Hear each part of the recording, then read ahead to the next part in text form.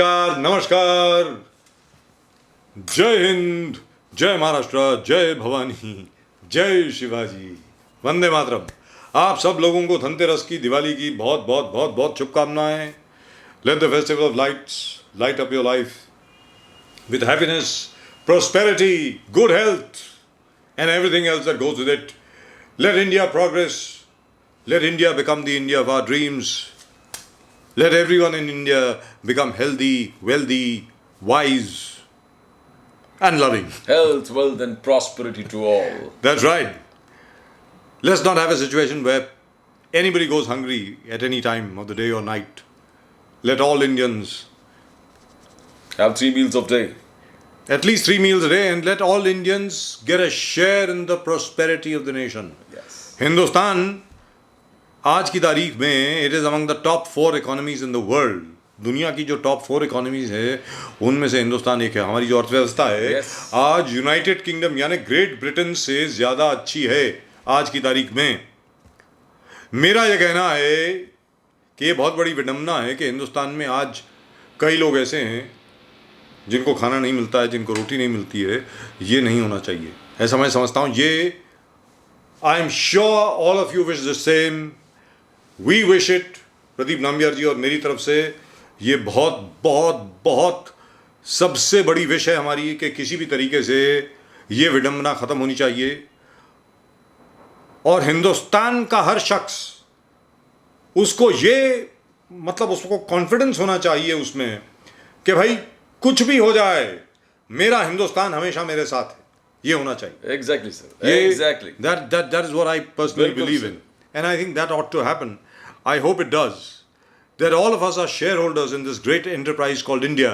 हिंदुस्तान एक बहुत बड़ा enterprise है। हिंदुस्तान जो है आज का जो हिंदुस्तान है dreamt up by people like Gokhale, people like Tilak, people like Mahatma Gandhi, The founding fathers. Yes, Sardar Shaheed Bhagat Singh, Ashfaqulla Khan, हमारे राम प्रसाद बिस्मिल साहब, राजगुरु बटुकेश्वर दत्त, Yes, yes. इन सब लोगों ने, महात्मा गांधी, इन सब लोगों ने जो एक हिंदुस्तान का सपना देखा वो साकार करना अब हमारे ऊपर है और उसे हमें साकार करना चाहिए, मुझे ऐसा Very लगता good, है। sir. The 4 pillars: justice, equality, liberty, and fraternity, all intact. It's all upon us, as the founding father said. You, we, the people, we have to do it. And Pradeep ji, there can be no justice on an empty stomach. Of course, Savali. And Mahatma Gandhi himself said that even God cannot approach a poor man except in the form of food.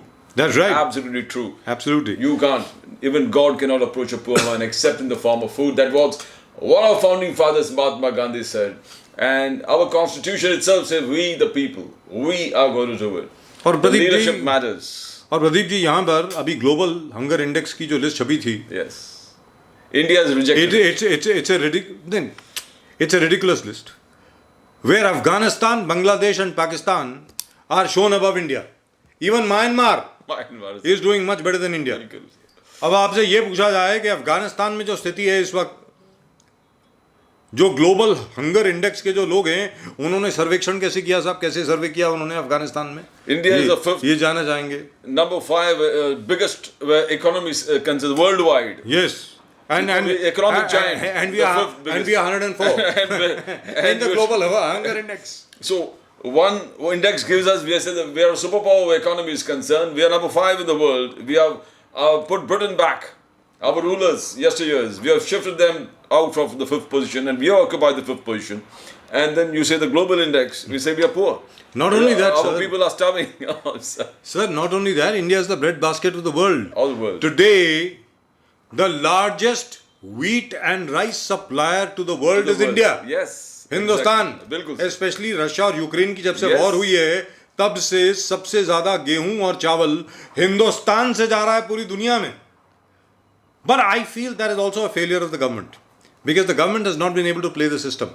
I say even if global hunger index में चलिए हिंदुस्तान के खिलाफ बायस है, वो तो आपको पिछले साल ही मालूम हो जाना चाहिए था जब पिछले साल की सर्वेक्षण की रिपोर्ट आई थी, तो यहाँ पर हम लोगों को कुछ करना चाहिए था। खैर, आई am sure they must be working on it, people must be working on it because most of the survey of 3000 people they determined the state of hunger in India India which has a population of 140 crore, 140 crore के लोगों में इन्होंने 3000 लोगों से बात करी, 2000 लोगों से फोन पे बात करी,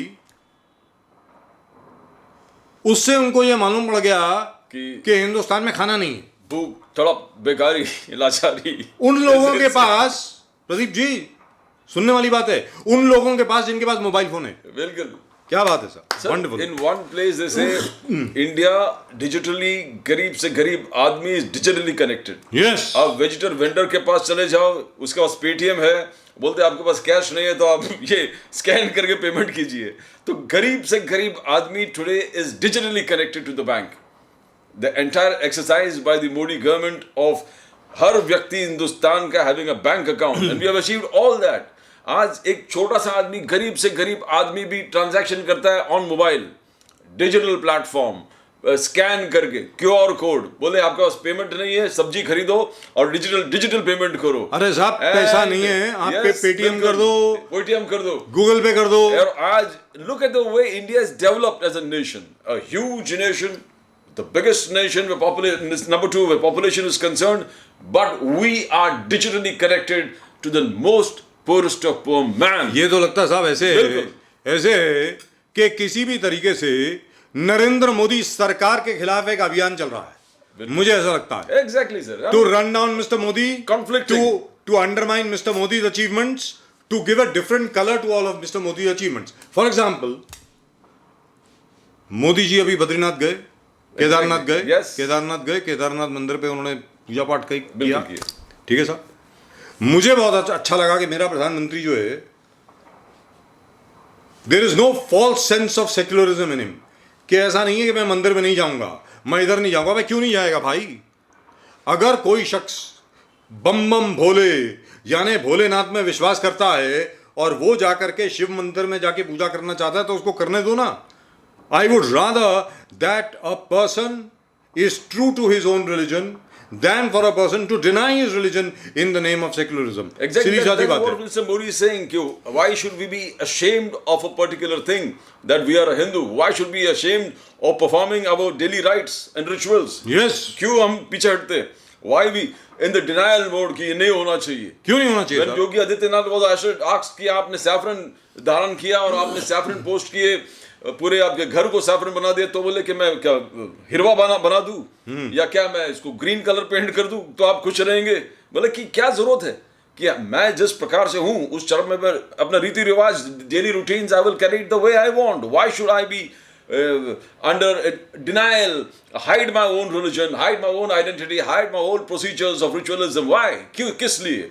आज जो लोग crude way of the wish be saying that गर्व से कहो हम हिंदू है, बट आज हर व्यक्ति को अपने प्रेयर्स, अपने जिस प्रकार जिस संस्था से आते हैं, जिस बैकग्राउंड से है, उसको एक्सपोज करने में, उस चीज को प्रैक्टिस करने में, the constitution itself says that why should constitution guarantees it. आप अगर हिंदू हैं, मुसलमान हैं, propagate your religion the way ईसाई हैं, फंडामेंटल राइट है सर, ईसाई हैं, यहूदी हैं, पारसी हैं, यस, आप बुद्धिस्ट हैं, जो भी हैं, आपको इजाजत है, आपको जो मर्जी करना कीजिए। तो आप भगवाकरण यानी हिंदुत्व, हिंदू रीतो रिवाज को आपको प्रैक्टिस और रिचुअल में लाने के लिए आप शर्माते क्यों हैं? That the entire force, there's a change, there's a paradigm shift from what it was.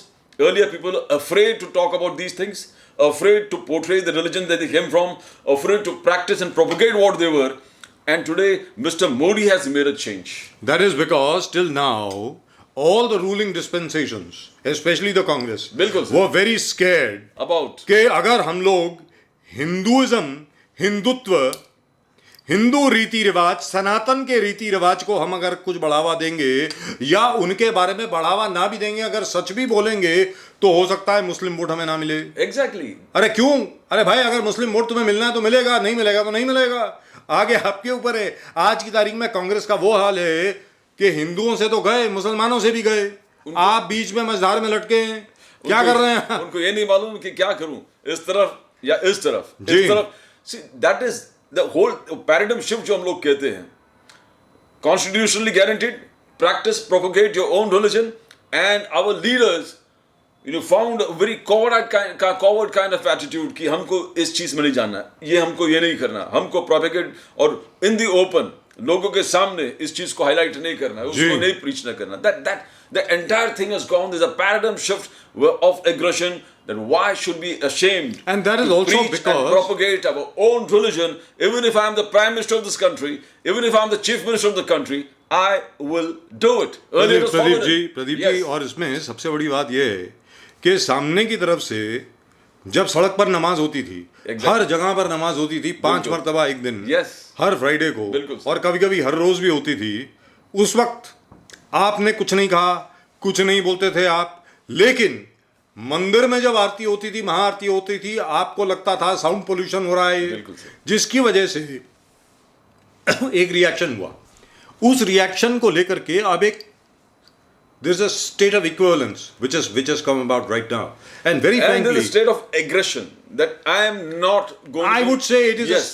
It is not. I would say it is not aggression. I would say it's a state of assertiveness. Yes, assertiveness. The Hindu is now asserting himself. Yes. What the Hindu is essentially saying is that, hey guys, listen, this is my land. I've been around over here for the last 25,000 years. हमारी एक किताब है साहब, मैं आप सब लोगों के सामने ये बात रखना चाहता हूँ, आप इसको गूगल भी कर लें. There's a whole treatise on astrology and the planetary system and the galaxies called सूर्य सिद्धांत. Okay. कहा जाता है, ये गूगल पे आप कर सकते हैं, कहा जाता है it is a 20,000-year-old treatise, जिसमें it is very clear that the people who wrote the सूर्य सिद्धांत knew integral and differential calculus. Otherwise, they could not have calculated the value of the sine and cos theta or the cos angles of various planets to the degrees which they did. अब 20 से 25,000 साल पुरानी आपकी सभ्यता है और आप बोल रहे हैं कि आप अपनी सभ्यता के लिए माफी मांगे, आप डर जाएं. क्यों डर जाएं भाई? नहीं प्रीच कर रहे, नहीं प्रोपोगेट कर रहे. देखो जिस प्रकार से कल Modi ji, Ayodhya is lit up like never before.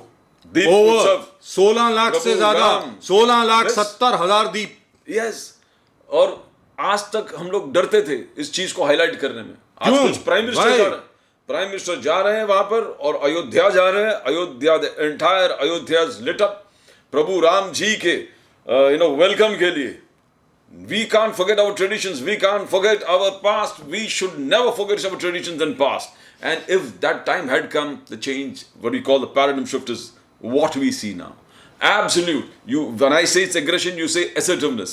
But don't know, whatever it is, it has come to stay now. The people want to break that kind of monotonous, historical imposed on the people, the mindset imposed on the people that you can't do it. ये गलत है. You are offending. Secularism के आड़ में, मतलब ये हुआ, secularism के आड़ में आपने अपने धार्मिक चीजों पे एक तकदीर लेके आए. कहने का मतलब ये हुआ, जो आप अभी कह रहे थे, जो शब्द आपने अभी इस्तेमाल किया, बिल्कुल सर, वो इस चीज की परिभाषा है, वो परिभाषित करता है इसको. एग्जैक्टली. आपने क्या कर दिया, आपने ये कह दिया कि आपका 20 से 25,000 साल पुराना जो आपके धार्मिक रीति रिवाज हैं, भले उस वक्त उसको हिंदुइज्म ना कहा जाता हो, ये हिंदू शब्द बहुत बाद में आया, लेकिन आपको यह कहा जा रहा था कि आपका जो धर्म है उसका अगर आप प्रचार करेंगे या सबके सामने उसको प्रदर्शित करेंगे तो वो गलत है. गलत है, नहीं करना चाहिए. अरे क्यों गलत है भाई? सेक्युलरिज्म के अलग से, संविधान के खिलाफ. हम एक थियोक्रेटिक स्टेट नहीं है. That applied only for following the Hindu principles of life. That's right. Everything else was allowed. Yes. Everything else was within the ambit of secularism. Except Hinduism. Hinduism की बात करोगे आप, हिंदुइज्म के festival का उसको propagate करोगे, उसको preach करोगे, उसका एक्सपोज प्रोजेक्ट करोगे, तो that it's not secular. It's not secular. The fundamental principle. You are a fascist. You are a fascist. Absolutely. Shaking the pillars of secular India by doing. कहने का मतलब ये हुआ. सबसे देखिए साहब, लेफ्टिस्ट के पास आज की तारीख में वामपंथियों के खिलाफ सिर्फ एक ही आर्गुमेंट है. वामपंथियों के पास वो क्या है? BJP is a fascist party, Narendra Modi is a fascist, and so on and so fourth. अरे सबसे बड़े फैसिस्ट तो आप हैं. आपने 70 साल से हिंदुओं को दबा के रखा. हिंदू विचारों को आपने तकरीबन डुबो दिया. आपने ये कह दिया कि हिंदू होना इस देश में पाप है, ये तक कह दिया आपने. कहने का मतलब यह हुआ, आप मेरी बात सुनिए, आज की तारीख में नरेंद्र मोदी के आने के बाद और ये हर एक को जानता है, कोई ऐसा नहीं है कि मैं भारतीय जनता पार्टी का हूं। सीधी सादी बात है, नरेंद्र मोदी के प्रधानमंत्री बनने के बाद हिंदू ने यह कहा कि भैया हमने नरेंद्र मोदी को वोट दिया है, विकास के लिए तो दिया ही है, चलो दिया, लेकिन दिया काहे के लिए? हिंदुत्व के लिए दिया। जिस दिन भारतीय जनता पार्टी या नरेंद्र मोदी अपना हिंदुत्व का एजेंडा भूल गई, वापस 2 सीटों पे आ जाएगी प्रदीप जी। Exactly. आज की तारीख में भारतीय जनता पार्टी हर चुनाव जीत क्यों रही है? Exactly, sir. सिर्फ 1 या 2 चुनाव को छोड़ करके बाकी हर चुनाव जीत क्यों रही है? सिर्फ इसीलिए जीत रही है कि देश का हिंदू ये कहता है कि भाई ये ठीक है। और मैं आपको मुसलमानों की बात बताऊं, मुसलमानों में भी आज की तारीख में, मुस्लिम वोटर्स में भी एक बहुत बड़ी प्रथा चल गई है। क्या चल गई है? कि जो प्रधानमंत्री हिंदुओं का नहीं हुआ, हमारा क्या होगा? Exactly. I mean, sir, ये प्रभु राम हमारे भगवान है, सबके हैं, हम सबके भगवान है, और उनका जन्म स्थान को अयोध्या को जीवित करने के लिए कितने साल लगे? एंड दैट इज सेक्युलरिज्म जी। आपने उसको ले लिया, that is not secularism. The pillars of secularism are shaken when Ram temple is come in Ayodhya. Yes, the same thing with Krishna Janmasthan, हमारे भगवान है, same with Kashi Vishwanath, community के भगवान है। आज तक ये एक विडंबना है कि हमारे भगवान का जन्म स्थान हम आज तक लिबरेट नहीं कर पाए, उसके लिए डिले हो रहा है। That is secularism. अगर लिबरेट हो गया, that is the end of secularism. The pillars of secularism have been destroyed, shaken, the constitution has been violated. Same with Kashi Vishwanath, लगातार जंग चल रहा है। आप मेरी बात सुनिए प्रदीप जी। प्रदीप जी, एक छोटी सी बात आपको बताता हूं। यूनाइटेड स्टेट्स ऑफ अमेरिका का जो प्रेसिडेंट है, जब भी शपथ लेता है, शपथ ग्रहण होती है, whenever the president of the United States is sworn in as the president, he has a Bible in one hand and the Constitution of the United States in the other. Yes. And that is secular. That's acceptable. That's acceptable. That's all right. Yes. India is difficult. You can't hold the Gita. The Queen. Yes. Now the King of England is also the protector of the faith. He is the protector of the Church of England. And he is secular. All our अंग्रेज दे पुत्र जितने भी हैं दिल्ली वाले, all of whom talk about आपरो रानी जो बोलते थे अपने पारसी, और आपरो चार्ल्स जो बोलते हैं आज की तारीख में हमारे दिल्ली के जितने भी जर्नलिस्ट हैं, he is the head of the Church of England. बिल्कुल sir. And he is secular. Exactly. जब हमारे नरेंद्र मोदी केदारनाथ जाते हैं या बद्रीनाथ जाते हैं या अभी अयोध्या जाएंगे, काशी विश्वनाथ जाएंगे, कृष्ण जन्मस्थान जाएंगे, उज्जैन का कॉरिडोर जो है, महाकालेश्वर कॉरिडोर जो उन्होंने इनॉग्रेट किया, काशी विश्वनाथ कॉरिडोर इनॉग्रेट किया, कृष्ण जन्मस्थान कॉरिडोर के ऊपर काम चल रहा है। बिल्कुल चल रहा है। वो सेकुलरिज्म नहीं है, वो सांप्रदायिक हो गया। बहुत अच्छी बात है, जबरदस्त। But Mr. Modi has shirken off this entire debate. He dresses up. The dress code आप देखिए, जब वो wherever is going to Badrinath, he is never afraid to wear the attire. Yes. Wear the attire, walk up all the distance to Badrinath, Kedarnath. If he's in Kashi Vishwanath, dressed up, same attire, never afraid to process or propagate what he is. He says, what I am by birth, I am doing it. I am propagating it. I am not ashamed to do it. Any temple corridors, or jitne, it will go down in history. Jitne Narendra Modi ji as a prime minister has liberated so many temples, or modernized temples, or rebuilt or reconstructed temples, I don't think history will have another prime minister, till now at least, who has really done it. Till now we have seen destruction of temples. We have seen prime ministers who are even afraid to say they are Hindus. Yes, exactly, sir. अरे साहब, सबसे बड़ी achievement जो है, बिल्कुल, मैं ये मान करके चलता हूँ, सबसे बड़ी अचीवमेंट जो भारतीय जनता पार्टी की वो एक है। वो क्या है? कि उन्होंने मजबूर कर दिया राहुल गांधी को ये बोलने के लिए कि मैं जनेऊधारी शिव भक्त हूँ। Exactly. पहली बार ऐसा हुआ है कि किसी गांधी ने कोई गांधी जो है वो मजबूर हो गया हो ये बोलने के लिए कि मैं जनेऊधारी हूँ, बिल्कुल शिव भक्त हूँ। Yes. ओम नमः शिवाय, हर हर महादेव बोलने को मजबूर कर दिया राहुल गांधी को। Exactly. Which earlier Congress considered it a sin. Yes. It was not a part of the direct act. उनका काम था कि Hindutva. I remember Mr. Manmohan Singh that the first जो बोले कि हमारे जो first right of assets and anything belongs the first Muslims. right to all resources in India belongs to the minorities. especially Muslims, but then Yes. Congress made it minorities because which other minority will claim except the Muslims? So it was that kind of, when Manmohan Singh, zarurat kya tha? Again it was politics. We called him, you have the highest praise for him, a very learned man, fantastic economist, but then they all dwelled in that kind But a of terrible politician. appeasement politics, and today they don't know what to do. Because that was what they always professed, and aaj ke tarikh mein, if you talk, you're going to lose vote. If you talk that particular language as on today, you'll not. But when we talk about Mr. Modi, he knows what happened to Atal Bihari Vajpayee. 2004, they came out openly, said, Shining India, Shining Vikas. India, हम सिर्फ विकास के बात करेंगे, हिंदुत्व को हमने छोड़ दिया है, राम जन्मभूमि की बात बाद में करेंगे, हम बात ही नहीं करेंगे. We'll not talk about these politics of Hindutva ideology. We'll only talk about development.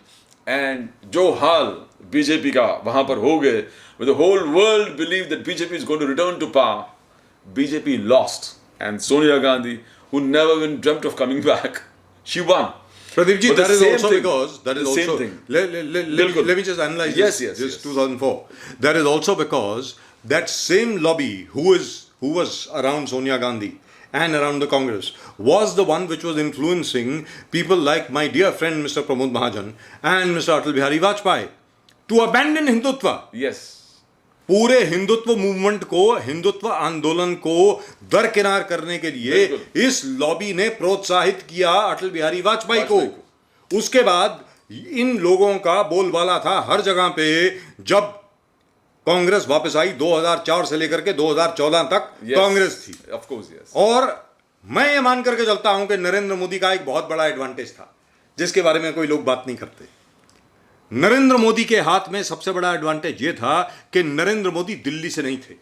Narendra Modi Gujarat से आए और वहां बतौर 12 साल तक मुख्यमंत्री रहने के बाद उन्होंने एक एक चीज देखी कि दिल्ली के कौन कौन से पत्रकार हैं, कौन कौन से लॉबियिस्ट हैं, कौन कौन से बैग वाले हैं जो सारे सरकारी निर्णयों पर अपनी छाप डालते हैं.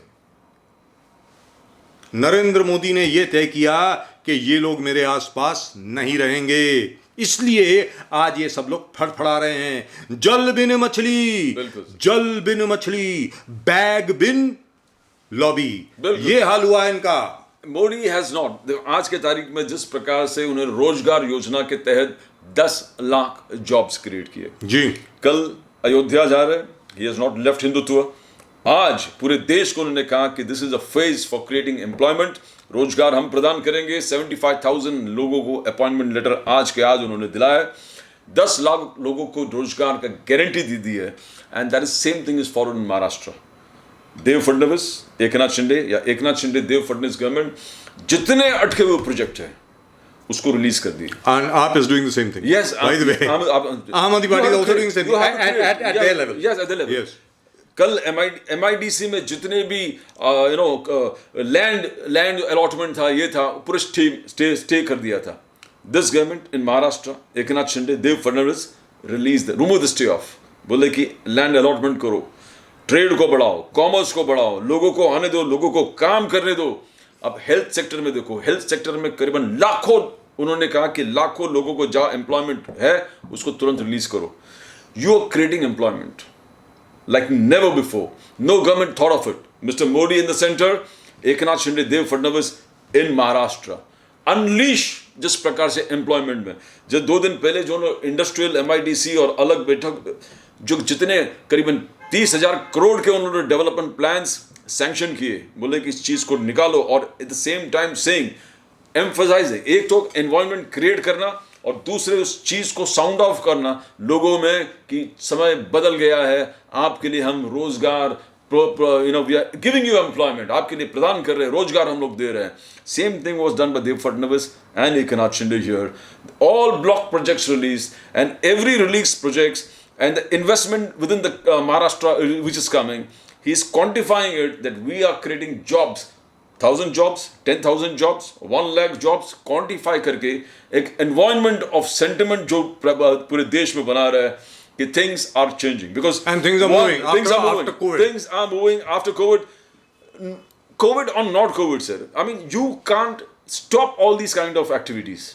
आपने अलॉटमेंट पे स्टे लगा दिया, आप डेवलपमेंट प्रोजेक्ट्स को रोक दिया, बुलेट ट्रेन रोक दिया, आरए मेट्रो को एनवायरनमेंट के नाम पे उसने रोक दिया.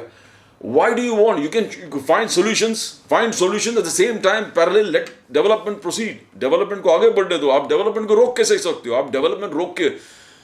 Number 2, यहाँ पर employment creation जो हो रहा है वो बंद हो रहा है. And second thing, what image are you creating in the whole world? कि आप इंडिया में इन्वेस्टमेंट करोगे तो हो गया आपका पैसा अटक गए. पैसा अटक गया क्योंकि कोई ना कोई सरकार उसमें स्टे ला देगी. स्टे लेके आएंगे. That is why people were, the countries outside of the big people were refusing to put in India, Maharashtra. अब कोई सरकार अगर 2.5 साल कोई प्रोजेक्ट को अटका दे या 2 साल किसी को प्रोजेक्ट को अटका दे, जिसने पैसे डाले, जो समय डाल दे, प्रोजेक्ट में कॉस्ट डाल दिए, what is he going to do? When is he going to recover the money? If you have a time-bound program, that was the same thing when we were discussing with real estate है. बाहर के जो top लोग हैं real estate में अगर देश में डालना चाहते हैं, they want an exit policy. 5 साल, 6 साल, 8 साल, 10 साल. आप एक टाइम फ्रेम दो जहां हमने हमारे पैसे लेके हम लोग थोड़ा उसमें कमा के हम लोग बाहर निकले. बट यहाँ पर एक वातावरण है कि पैसा डाल गया, वो प्रोजेक्ट अड़ गया, बस खत्म हो गया, आगे बढ़ेगा ही नहीं. और उसके बाद when that entire project goes to Gujarat, yes, you blame the present government. अरे भाई 2.5 साल तो प्रोजेक्ट आपके पास था, yes, क्या किया आपने? We found the same thing in the Congress rule. We were always telling it. Either BJP rule or Congress rule. Businessmen are not criminals. No. You can't treat them with the same yardstick कि हर businessman जो धंधा कर रहा है वो चोर है, वो ठग है, वो डाकू है, बंडित है. You can't. You have to give him some opportunities to earn money.